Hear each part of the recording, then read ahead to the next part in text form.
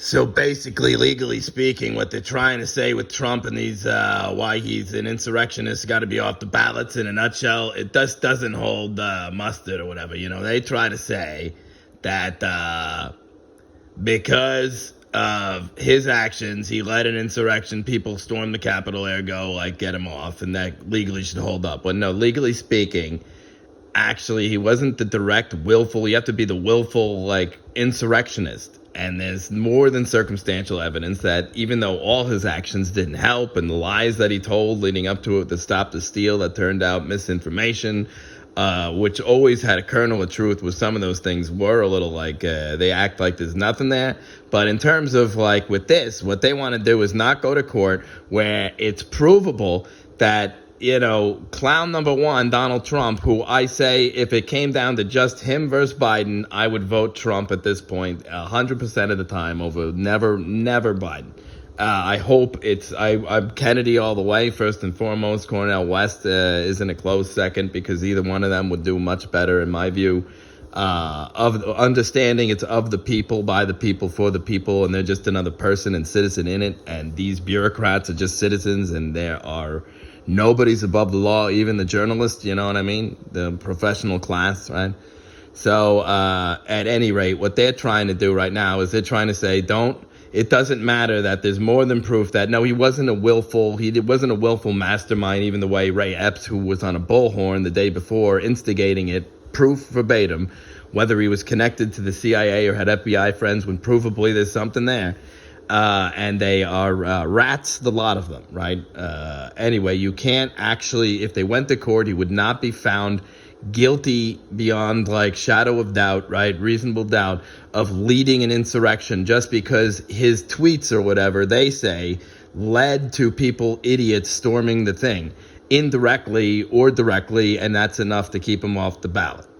Right? Which is just ludicrous on its face, right, Mr. Dershowitz?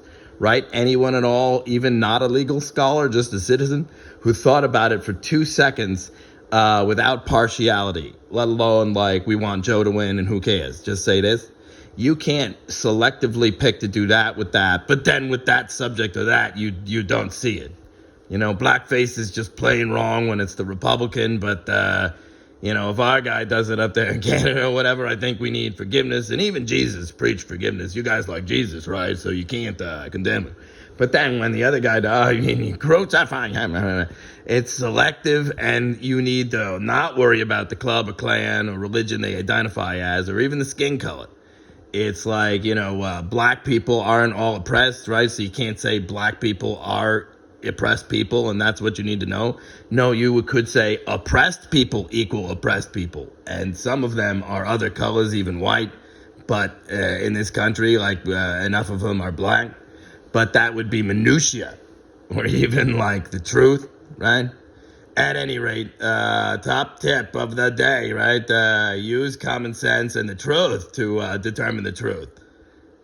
Think for yourself, right? But if this guy or that guy understood what I was thinking, they wouldn't like me as much, or they would try to kill or something, right? Wait a minute.